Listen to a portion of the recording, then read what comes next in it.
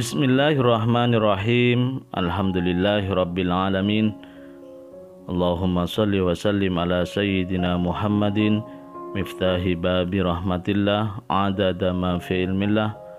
Salatan wa salaman daimaini bidawami mulkillah wa ala alihi wa sahbihi.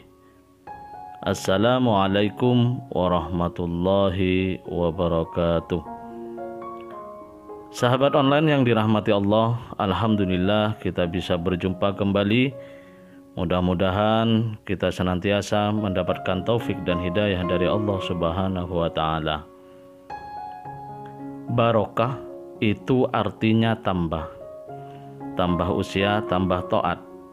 Tambah usia, tambah khusyuk dalam ibadah. Dan tambah banyak rezeki, tambah banyak sedekah, banyak membantu orang lain. Nah, pada kesempatan ini mari kita bersama-sama ngaji bareng Habibana Novel bin Muhammad Al-Idrus tentang bagaimana cara Habib Novel bin Muhammad Al-Idrus meraih keberkahan dalam hidup beliau. Nah, ini berkah ini sesuatu yang sekarang dilupakan sama orang. Dilupakan sama orang. Saya biar berkah hidup saya, maka saya cari nafkah ini untuk apa? Buat apa cari nafkah? Kalau saya beli barang untuk apa? Contoh, saya beli handphone. Saya nggak mau beli handphone yang murah. Saya akan beli handphone yang termahal dan terbaik. Bukan untuk SMS, bukan untuk WhatsApp, bukan untuk selfie. Ya, saya hampir tidak pernah selfie. Hampir nggak pernah. Selfie hanya untuk ngecek kamera. Untuk motret-motret enggak. Saya nggak suka motret-motret diri saya. Saya suka dipotret sama orang lain. Ya, saya nggak suka motret diri saya suka dipotret sama orang lain. Buat apa Habib kalau beli handphone? Cari yang termahal untuk ya ini, biar kalau saya berdakwah, saya live streaming, yang melihat di rumah itu lihat wajah saya senang. Wah, Habibnya ganteng ya, kan enak. Dilihatnya kan enak, betul ya? Lah kalau handphone saya kurang bagus, Habibnya kok jelek ya, padahal saya ganteng. Gara-gara handphone saya jadi jelek. Tapi kalau saya udah ganteng, Masya Allah, la quwwata billah, kemudian handphonenya membuat saya semakin ganteng, yang lihat kan semakin senang. Betul begitu kan? Iya. Kalau bukan saya menggantengkan diri saya sendiri, ngapain saya berharap dari orang lain? Ya, syukuri dulu nikmat dari Allah Subhanahu wa taala, karena setiap pria adalah orang yang ganteng. Wanita adalah orang yang cantik. Gak ada yang salah dengan kata itu. Cuman kadang ya kita sendiri yang gak pede sama dirinya sendiri. Nah, beli handphone ini untuk live streaming, untuk berdakwah, untuk share kajian, untuk berikan informasi yang positif. Maka handphonenya berkah. Saya pernah beli handphone. Dari handphone itu saya bisa bayar tanah untuk pesantren dan majelis yang nilainya 7,5 M. Kok bisa iya? Karena saya share. Siapa ingin ikut andil? Share. Masuklah itu sumbangan ke majelis Rp1, Rp2, bareng-bareng. Ternyata selesai, itu bisa melunasi pembelian tanah majelis.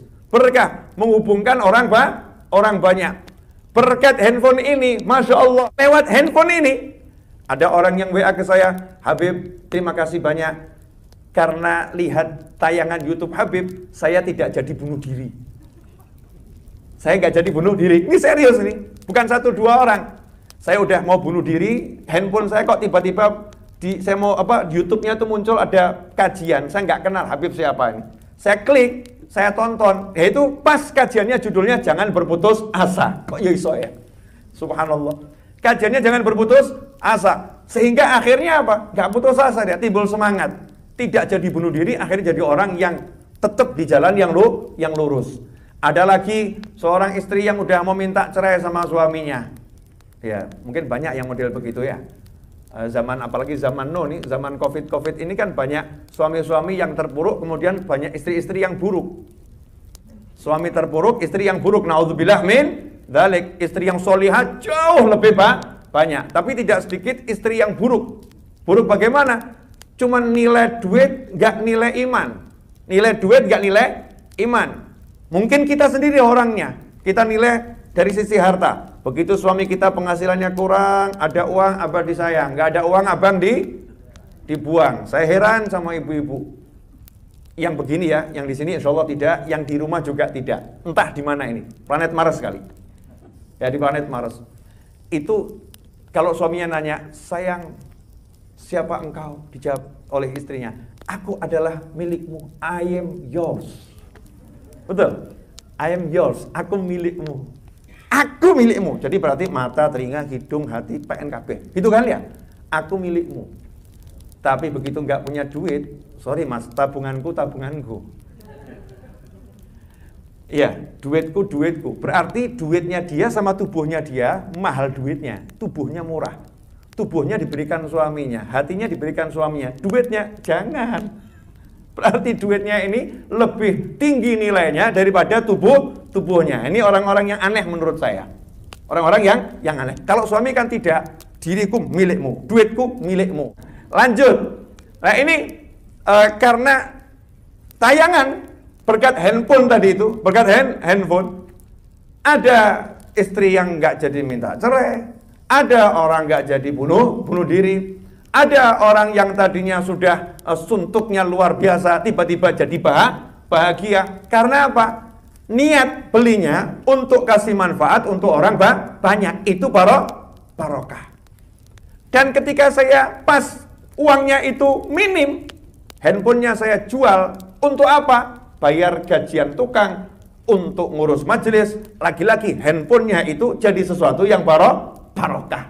Manfaatnya banyak. Beli mobil, untuk apa kamu beli mobil? Kalau kamu beli mobil niatnya hanya untuk pamer sama orang, untuk pergi ke kantor, dapatnya cuma itu.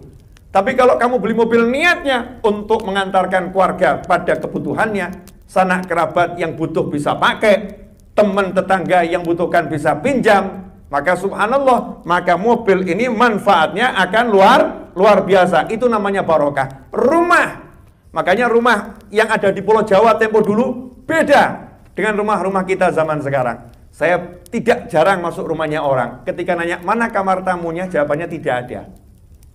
Kamar tamunya enggak ada. Kalau orang dulu bangun rumah itu sudah di ruang tamu sekaligus bisa jadi kamar tamu. Bahkan disiapkan kamar mandi di luar. Untuk apa? Biar tamunya mudah. Orang sekarang tidak mau terima tamu, malas terima tamu, berat terima tamu. Pilih tamunya dilayani tapi ditaruh di hotel, bukan di rumahnya, Sehingga rumahnya bagus tapi kurang barokah. Rumahnya sejak berdiri gak pernah dibuat pengajian keluarga, gak pernah dibuat pengajian dengan tetangga, tapi pengajian dengan drama Korea tiap hari dijalankan, saudara-saudara. Ya, tiap hari dijalankan. Nah ini saya nggak ngomong nggak boleh ya, tapi masalahnya loh perbandingannya. Yang ini jalan, yang ini kok nggak jalan. Berarti kurang barokah. Handphonenya, ya seperti kata-kata tadi, punya handphone. Kalau untuk gunjing orang aktif, untuk ngerumpi aktif, share. Kamu udah dengar belum? Kamu udah tahu belum? Itu aktif. Tapi melihat kajian, bagi kajian, nah ini bisa dihitung sehari berapa kali. Untuk baca Al-Quran kurang, baca berita, Masya Allah, nggak berhenti. Cek satu persatu yang kita miliki, berkah atau tidak. Kalau tumbuh manfaatnya semakin banyak, maka itu semakin barokah. Akhiran, dikatakan oleh para ulama, al-mal yang namanya harta tidak mau keluar kecuali sesuai jalan masuknya. Tidak akan keluar kecuali sesuai cara masuknya. Kalau cara masuknya benar, nanti keluarnya akan ke tempat-tempat yang benar, hal-hal yang benar. Kalau cara masuknya nggak benar, maka nanti akan ke hal-hal yang nggak benar. Naudzubillah min dzalik. Jazakumullah khairan. Mudah-mudahan berkah dan manfaat. Sebagai penutup, saya mau mensyukuri biar paham berkah nih ya. Saya itu mondok nggak lama loh. Saya itu nyantri alhamdulillah cuma 7 bulan. Nyantri 7 bulan. Sekolah hanya sampai kelas 3 SMA lulus SMA. Saya ngenger sama ulama, ikut ya sama ulama hanya 10 tahun. Ya hanya 10 tahun. Pekerjaan saya jual beli buku dan jual kopi. Barusan jual kopi bubuk ya, jual beli Ya jual buku dan jual kopi. Tapi alhamdulillah berkah. Nah, sumber berkahnya di mana? Di sini ya, sebagai penutup pemirsa dimanapun Anda berada, sumber berkah adalah jadikan semua yang kamu cari untuk membahagiakan orang tuamu. Untuk bahagiakan orang tuamu, ayah kandung, ibu kandung, kakek, nenek, terus ke atas, dan juga orang tuanya pasangan hidupmu, itu orang tuamu. Mertua laki-laki, mertua perempuan, terus ke atas. Bahagiakan semuanya, dijamin barokah. Ya, dijamin barokah. Karena satu, langsung Allah ridho Allah fi ridhol walidain, wa sukhtullah fi sukhdil walidain. Ridhonya Allah bergantung ridhonya orang tua, murkanya Allah bergantung murkanya orang tua. Sehingga kalau dalam hidup kita banyak hal yang nggak beres, meskipun duit banyak tapi kok hati nggak enak, rumah bagus tapi kok nggak nyaman, cek hubungan kita sama orang tua kita. Hubungan kita sama orang tua kita termasuk mertua kita, beres atau tidak? Kalau nggak beres, segera perbaiki sebelum terlambat. Sebelum terlambat maksudnya apa? Sebelum engkau meninggal dunia, sebelum engkau berpulang ke alam sana, perbaiki itu sehingga kita selamat dunia akhirah. Walafu minkum, mohon maaf atas segala kekurangan. Alhamdulillah, kita telah menyimak penjelasan dari beliau. Semoga ilmu yang telah kita peroleh ini dari Habibana Novel bin Muhammad Al-Idrus menjadi ilmu yang bermanfaat bagi kita, keluarga, dan anak cucu kita. Banyak manfaat dengan birrul walidain, berbuat baik kepada orang tua kita. Di antaranya adalah mendapat tiket mudah menuju surga, diberikan umur panjang, dan rezeki yang berkah, ketenangan yang hakiki, mendapatkan doa mustajab orang tua, serta hidup jadi lebih mudah dalam segala urusan. Jadi tunggu apa lagi? Mari kita birrul walidain. Niati segala usaha kita untuk membahagiakan orang tua.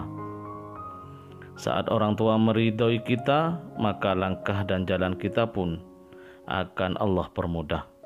Ingat, ridho Allah dalam ridho orang tua. Mudah-mudahan oleh Allah Ta'ala kita dipermudah untuk semakin taat, menjadi hamba yang soleh, dan selalu menyenangkan hati orang tua kita. Amin ya rabbal alamin. Wallahu alam bisawab. Semoga barokah dan manfaat. Assalamualaikum warahmatullahi wabarakatuh.